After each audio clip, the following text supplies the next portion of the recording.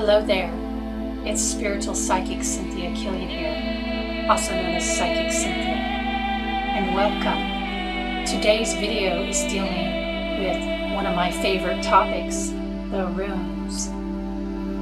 And the question I would ask you, dear one, as we're beginning here, is this: are you seeking the runes, or are the runes seeking you? Do you think that the runes are something you just pull from a bag?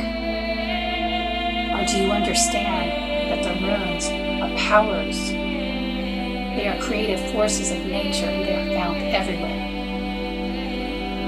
Fellow rune seers and fellow Vitkis, let's reclaim the power of the runes now and open ourselves up to their true guiding messages as they are found everywhere, all around.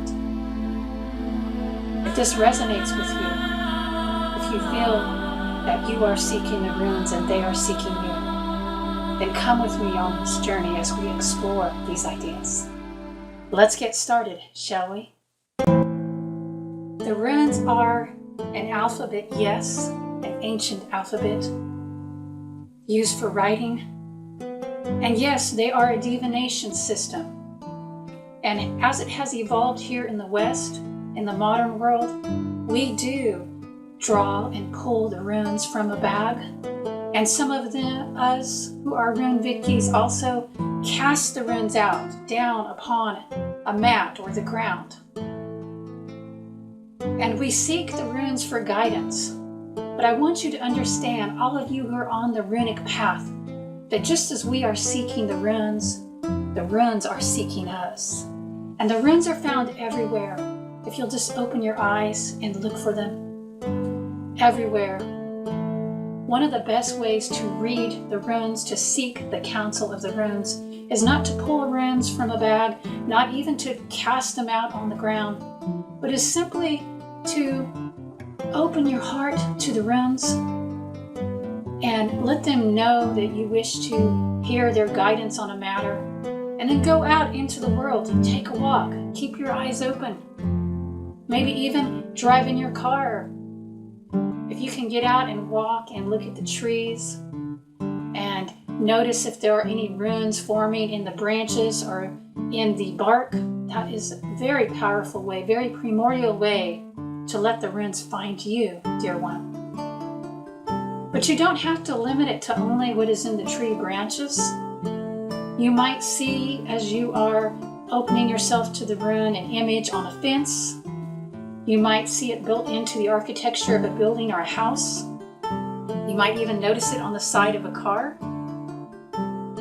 The other night I was driving home in the dark on a highway for a long ways, and I couldn't help but notice all the runes that were incorporated into the metal of the different street awnings. And even the Tiwaz rune that was in the arrows for the off-ramps. And all of the electrical poles and the telephone poles look like Isis to me.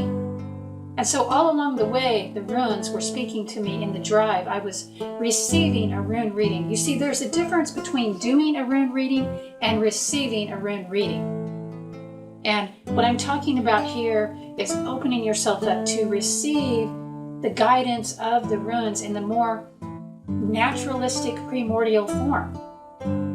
Even if that naturalistic form is for a city dweller in the form of a street sign, because isn't this our natural environment that we live in if we are in the city? But of course, look to the trees, because the trees carry the energy of the runes very strongly.